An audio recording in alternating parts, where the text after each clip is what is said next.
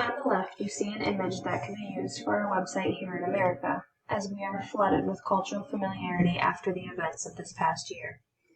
We see crowds of people, masks being worn, Black Lives Matter signs, and Stop Police Brutality signs.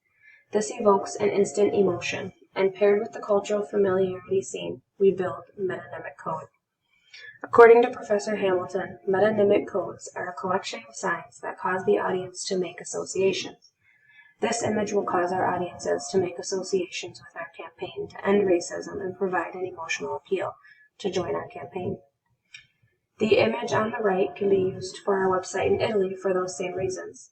The image depicts a diverse group of people peacefully protesting racism and standing together. For our Italian audience, they will likely see these buildings in the background, read this banner, and they will feel familiar as well.